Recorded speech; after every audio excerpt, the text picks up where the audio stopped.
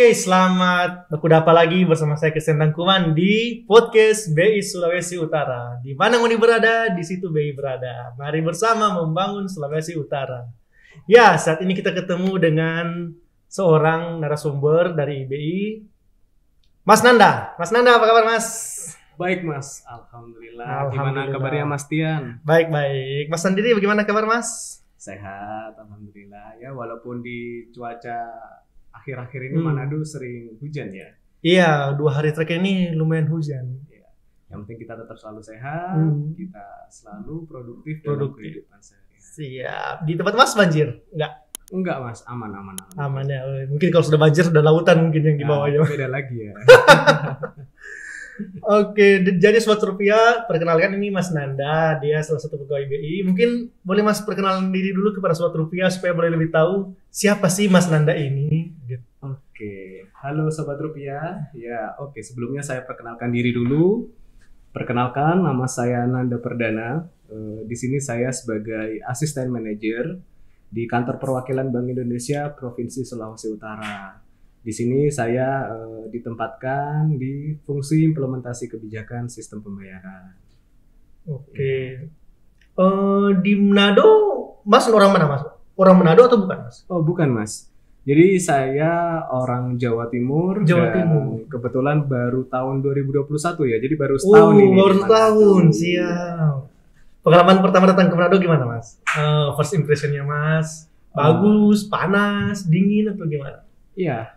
Mungkin sebelumnya ketika saya pertama kali ke Manado, ya memakan waktu perjalanan cukup lama ya Mas. Lama, berapa jam pesawatnya Mas? Kalau dari Jakarta 3 jam lebih Mas. Kalau dari tempat Mas total sampai di sini berapa? Ya sekitar 4 jam ya. 4 Biasanya jam. saya dari Surabaya kalau untuk dari ke Surabaya. Manado. Iya.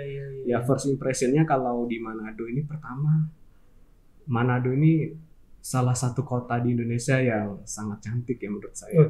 Ya, jadi dengan pemandangan alam yang sangat luar biasa, dikelilingi oleh lautan, pantai, pegunungan, bukit, yang tentunya itu semakin menambah pengalaman saya gitu.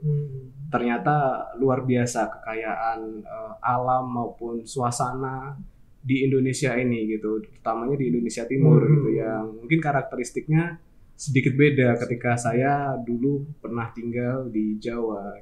Berarti sekarang sudah pasiar orang Manado bilang di tempat-tempat wisata di Selatan. Yang paling bagus yang Mas tempat favorit Mas pasiar di mana ini? Kalau saya walaupun baru setahun di Manado tapi sudah keliling ya berbagai kota atau kabupaten gitu ya. Biasanya kan kalau dinas gitu kita mungkin bisa sampai ke kepulauan dari Siau, Sangihe, hingga mungkin sampai Talaut gitu. Sudah melalang buana sampai ke pulau-pulau Mas ya? Iya, betul. Jadi tiap daerah ini ternyata punya potensinya masing-masing gitu.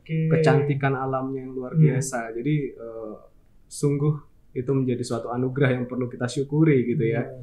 Terkait dengan kekayaan dan melimpahnya gitu ya. Jadi terkait dengan suasana alam yang sangat-sangat nyaman buat kita. Sorry, Mas sekarang sudah berkeluarga atau masih single? Mungkin Sobat Rupiah lihat lu kayak ganteng-ganteng nih datang nih, bagaimana?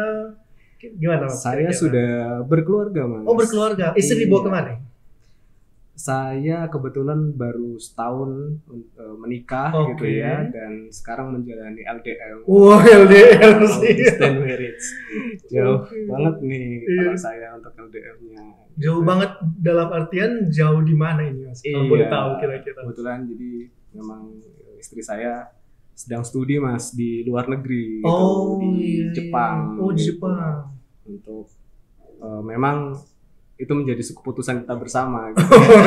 Satunya kerja, satunya menempuh studi lanjut gitu. Jadi ya bagaimanapun pendidikan menjadi salah satu bagian yang penting ya untuk ke depan gitu.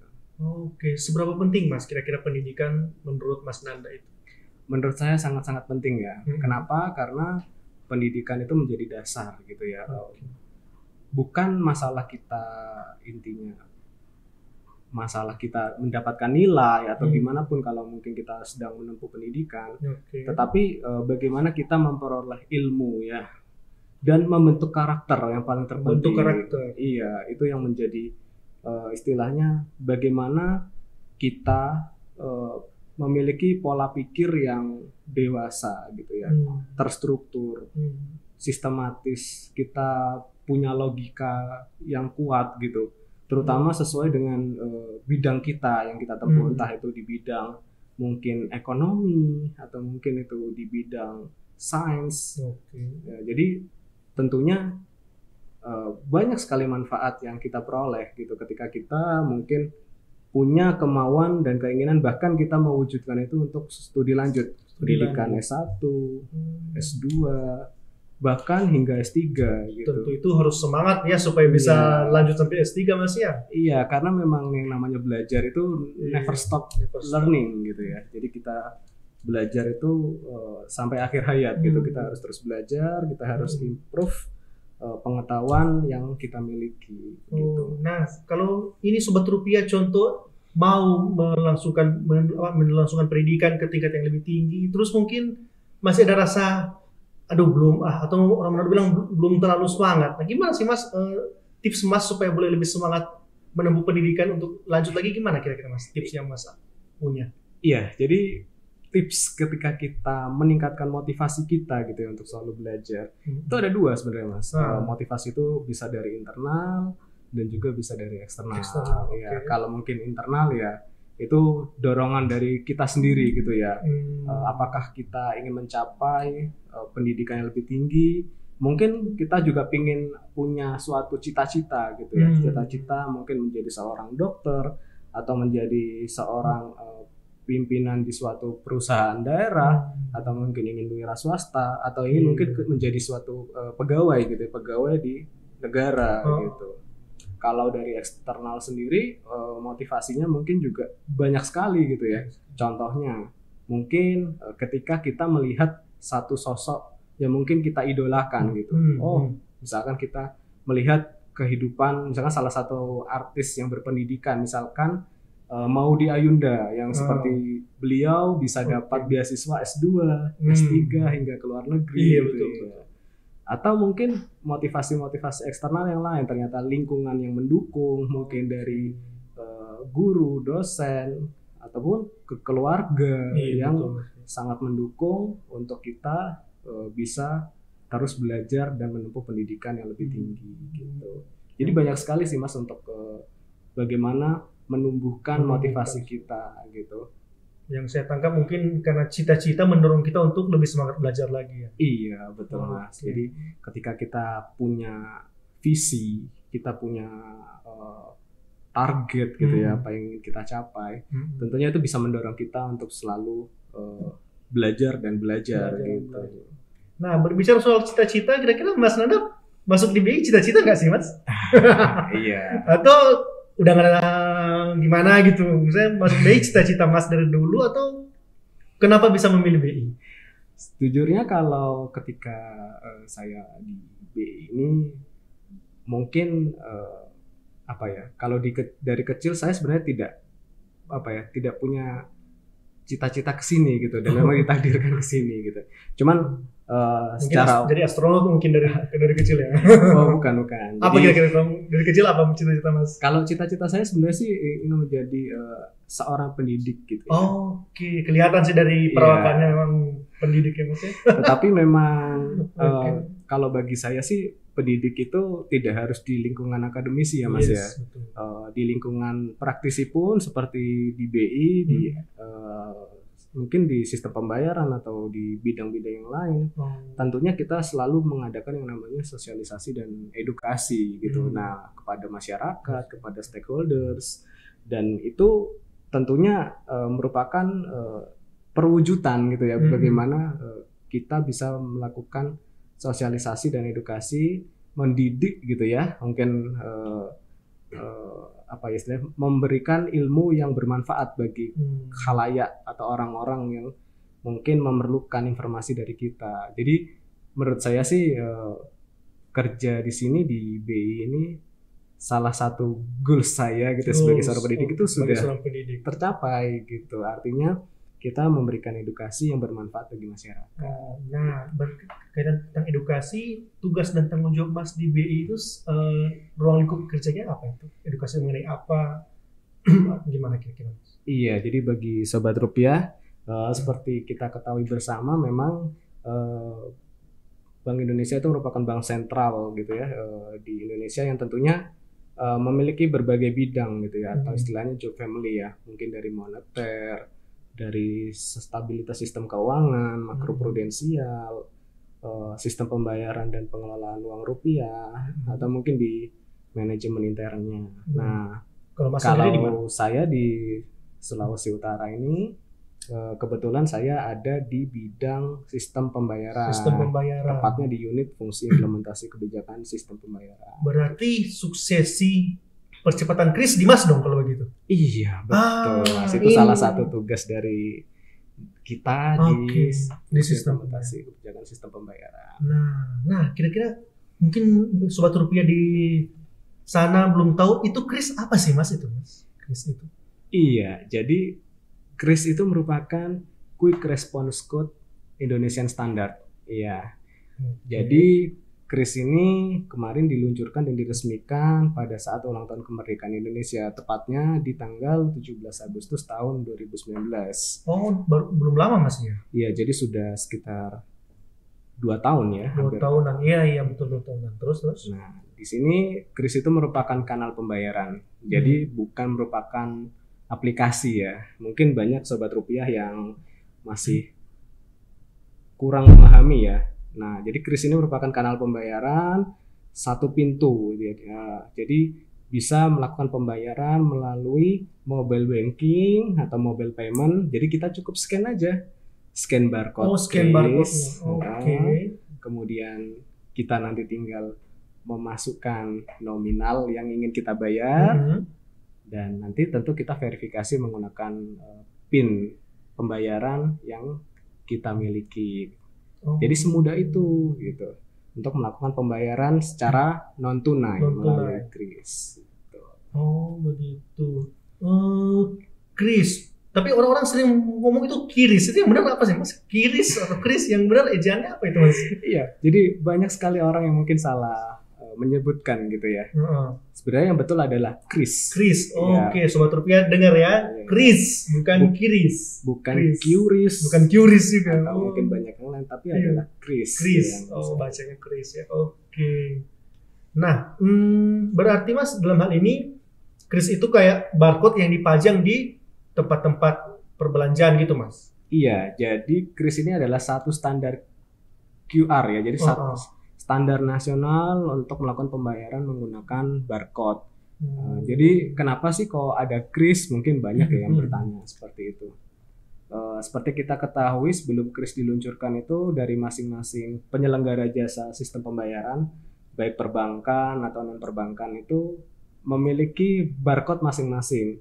Jadi PJSPA memiliki barcode, PJSPB memiliki barcode, PJSPC memiliki barcode. Yang tentunya terlalu banyak barcode yang ada di satu toko.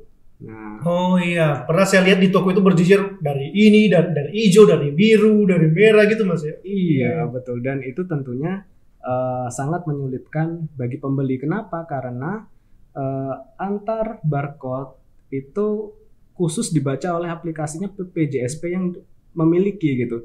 Jadi barcode A hanya bisa di-scan oleh aplikasi PJSPA. Barcode B hanya bisa di-scan oleh PJSPB. Jadi istilahnya itu mereka tidak interoperable. Nah, oleh karena itu, atas dasar itu Bank Indonesia memiliki inovasi atau masukan mengenai bagaimana kalau kanal pembayaran ini distandarisasi melalui satu pintu, istilahnya kayak gitu. Satu pintu yaitu KRIS. Jadi KRIS itu adalah kanal pembayaran yang sudah interoperable, artinya cukup satu barcode saja di satu toko atau merchant. Bisa semua aplikasi bayar lewat situ. Iya, semua aplikasi bisa membaca KRIS dan bisa membayar menggunakan KRIS. Nah, saya ini mau bikin toko Mas, mau membuat kris mengadakan kris lah contoh, mau menaruh kris di tempat saya. Nah itu gimana kira-kira Mas yang saya harus lakukan? Ke Bank Indonesia kah? Ke bank kah? Atau kemana yang harus saya lakukan? Iya, jadi untuk pembuatan kris gitu ya, untuk pertama kali itu cukup mudah. Jadi kita cukup datang ke PJSP terdekat, jadi baik perbankan terdekat atau non perbankan yang sudah berizin dalam mengoperasikan kris gitu. Jadi bisa mungkin kalau misalkan tempatnya Mas Tian ini rumahnya mungkin dekat dari salah satu bank gitu ya, di dekat rumah itu bisa langsung datang ke bank terdekat, nanti mengisi formulir dan identitas biasanya secara umum, dan syaratnya secara mudah gitu, cukup membawa identitas KTP, kemudian nanti mengisi formulir, kemudian mungkin kalau ada NPWP bisa NPWP dibawa, kemudian nanti mungkin identitas mengenai tokonya atau merchantnya ada di mana gitu. Jadi nanti akan diverifikasi oleh bank tersebut dan atau PJP tersebut, dan nanti akan diproses untuk memperoleh yang namanya NMID, National Merchant Identity gitu. Jadi kris udah bisa dicetak nih dalam bentuk akrilik, bisa nanti dipasang di depan toko gitu. Berarti uang yang aplikasi yang men-scan kris itu uangnya masuk di rekening saya kan Mas? Iya betul. Jadi scan-nya langsung masuk di rekening tuh? Iya, masuk rekening langsung, dan itu bisa di-scan menggunakan mobile banking atau mobile payment. Ya seperti kita ketahui banyak sekali contoh mobile payment, misalkan mungkin pakai OVO, Dana, Link Aja, ShopeePay, GoPay dan lain sebagainya. Jadi bisa. Iya dulu kalau saya pakai OVO nggak bisa scan di QR code-nya Dana contoh. Sekarang Dana bisa scan satu QR code semua gitu. Iya, jadi cukup scan di barcode-nya kris. Barcode-nya kris. Nah, kita bisa melakukan pembayaran transaksi secara istilahnya kalau di Bank Indonesia itu cemumuah ya. Apa itu cemumuah Mas? Cemumuah itu cepat, mudah, murah, aman, dan handal. Oh siap. Ingat Sobat Rupiah, cemumuah. Oke. Apakah harus toko Mas atau boleh lain? Contoh mungkin tempat saya bergereja contoh atau di masjid. Apakah hanya bisa toko yang pakai kris atau mereka juga bisa? Iya, jadi banyak sekali tempat yang bisa mengimplementasikan pembayaran menggunakan kris, termasuk donasi atau retribusi ya. Oh, donasi. Berarti parkir bisa dong? Bisa. Jadi di tempat ibadah pun, mau di masjid atau di gereja untuk melakukan donasi, atau mungkin kalau di gereja persembahan. Ya, itu bisa menggunakan kris. Ya. Jadi banyak sekali yang bisa istilahnya tempat yang menggunakan kris gitu ya, baik usaha mikro, usaha kecil, usaha menengah, usaha besar, atau untuk donasi atau retribusi di tempat ibadah, tempat keagamaan, dan juga bisa untuk public service organization ya, jadi PSO ya istilahnya ya, atau mungkin badan layanan umum yang lain gitu. Nah, jadi banyak sekali tempat-tempat gitu ya, asosiasi, komunitas itu yang bisa menggunakan pembayaran dengan kris. Karena kris itu men-trigger atau langsung men-transfer ke rekening penerima itu sendiri ya. Jadi nggak perlu. Jadi misalnya kalau rekening gereja dikriskan, langsung uang persembahan masuk di rekening gereja itu. Iya betul.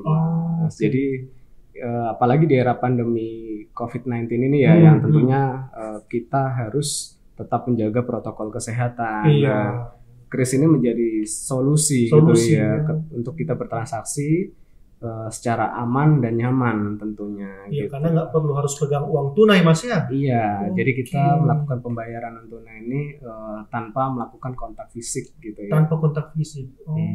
Nah, bisa nggak Mas kalau logo kris itu difoto dan kita simpan di handphone, terus kita bertransaksi dengan hasil foto itu, bisa nggak kira-kira? Iya, bisa sekali. Bisa Mas. Jadi canggih kalau sekali, Mas, metode pembayaran dengan kris ini sebenarnya dibagi menjadi dua ya Mas.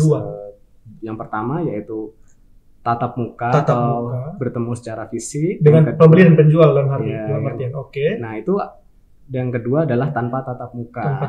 Jadi seperti yang Mas Tian tadi sampaikan, kalau misalkan kita melakukan pembayaran dengan kris TTM ya istilahnya, tanpa tatap muka. Bukan teman tapi mesra Mas. Oh bukan. Bukan.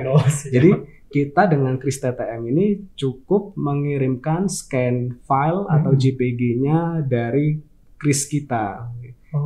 Mas bisa kirim itu melalui media sosial gitu, melalui WhatsApp atau apapun. Jadi penjual cukup mengirimkan scan barcode-nya tadi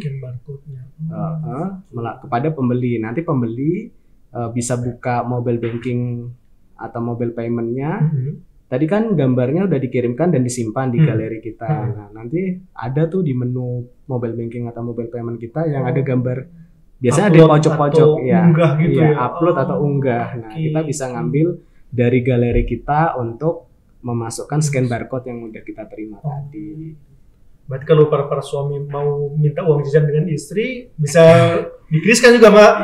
Sayang, ini krisku, transfer uang jajan bisa juga, Mas. Iya, jadi sangat-sangat memudahkan. Dan tadi kan udah kita upload ya, kita tinggal masukin nominal, verifikasi menggunakan PIN kita, dan pembayaran atau transaksi selesai gitu. Jadi tidak sampai 5 detik mungkin ya. Jadi transaksi itu sudah terjadi, dan itu tentunya sangat memudahkan masyarakat untuk bisa melakukan transaksi, memiliki alternatif gitu ya. Oh, ternyata kita tidak harus bertransaksi dengan tunai saja. Mungkin non tunai udah banyak yang kenal ya, mungkin dengan transfer, mobile banking, internet banking, tetapi ada kanal pembayaran lain, yaitu dengan menggunakan Kris yang di tahun 2022 ini tentunya semakin banyak penggunaan Kris gitu ya, baik nominal maupun volume transaksinya. Gitu. Dan bahkan Mas Tian pun juga udah tahu kan, kalau di Manado, mungkin di kota-kota lain di Sulawesi Utara itu semakin banyak yang sudah memiliki Kris dan menggunakannya. Ini berlaku di seluruh Indonesia kan, Mas? Iya, betul. Bahkan itu di pojok kepulauan pun bisa kan, Mas? Iya. Jadi, kalau luar negeri bisa nggak? Kalau luar negeri ada yang namanya Kris cross border. Nah, gimana itu, Mas? Kemarin tahun 2021 Bank Indonesia sempat melakukan yang namanya peluncuran secara praresmi ya, praresmi atau peluncuran Kris cross border Indonesia dengan Thailand gitu. Artinya apa? Jadi orang Indonesia ketika dia berkunjung ke Thailand, dia bisa scan barcode-nya dari Thailand gitu dengan menggunakan mobile banking atau mobile payment. Begitu juga sebaliknya, ketika ada orang dari Thailand mau datang ke Indonesia gitu, dia bisa scan barcode Kris gitu ya dengan mobile banking atau mobile payment gitu. Jadi istilahnya sudah terintegrasi antara central bank di Thailand dengan Indonesia. Ya, dengan Indonesia. Selama ini baru di Thailand atau di tempat lain udah bisa? Untuk di beberapa negara lain itu sudah dilakukan istilahnya pengembangan gitu ya. Nanti kita tunggu saja di tahun 2022 ini. Kita harapkan Kris cross border ini bisa meluas gitu ya dengan berbagai negara-negara yang lain, tidak hanya di Asia Tenggara saja, mungkin bisa juga nanti dengan di Asia ataupun di Eropa dan lain sebagainya. Tapi sekarang yang udah bisa jalan itu Indonesia dengan Thailand. Iya, untuk kemarin udah diluncurkan untuk praresminya, kurang lebih demikian. Oke, nah terakhir Mas, saran Mas Nanda buat Sobat Rupiah supaya dalam bertransaksi, apalagi secara non tunai, itu kira-kira apa Mas, kira-kira sarannya?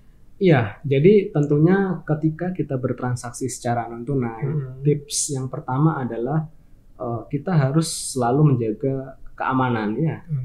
Ya, tentunya kita harus menjaga kerahasiaan PIN yang kita miliki gitu. Jangan memberikan kode PIN itu kepada mungkin walaupun keluarga dekat pun kalau bisa tetap jangan ya, itu harus dipegang oleh kita sendiri gitu. Dan tentunya pastikan bahwa pembayaran itu dilakukan dengan menggunakan rupiah apabila di Indonesia, karena kan ada undang-undang mata uang yang mewajibkan transaksi itu menggunakan rupiah begitu ya. Kemudian pastikan juga ketika kita melakukan pembayaran itu tentunya semuanya itu yang sudah berizin ya, tentunya pembayaran dia berizin, dan pastikan penggunaan keuangan itu dilakukan secara bijak gitu bijak. Ya. Jangan boros kan mas. Iya. Orang-orang bilang jangan lebih-lebih belanja mas. Iya, jadi tetap yang namanya literasi keuangan, penggunaan transaksi secara bijak itu dimanapun tetap diperlukan gitu. Dan tentunya di era pandemi COVID-19 ini bagi masyarakat mungkin yang belum pernah menggunakan tunai atau mungkin masih jarang menggunakan non tunai gitu ya, mungkin bisa lebih ditingkatkan dalam penggunaan non tunainya, apalagi menggunakan kris nih yang sudah sangat cepat, mudah, murah, aman dan handal gitu. Semua. Iya. Gitu. Mungkin itu dari saya mas, tips-tips aman bertransaksi menggunakan pembayaran secara non tunai. Oke. Baiklah Mas Nanda, terima kasih atas waktunya. Sungguh informasi yang sangat berguna dan berharga bagi kami Sobat Rupiah, supaya bisa melek teknologi. Dalam hal ini kita bisa bertransaksi kris yang cemuah, cepat, murah, aman dan handal. Oke, terima kasih Mas Nanda atas waktunya. Sekian dari kami podcast BI Sulut. Saya Christian. Saya Nanda. Ya, oke, terima kasih. Di mana Ngoni berada, di situ BI ada. Mari bersama membangun Sulawesi Utara. Terima kasih. Terima kasih. Oke.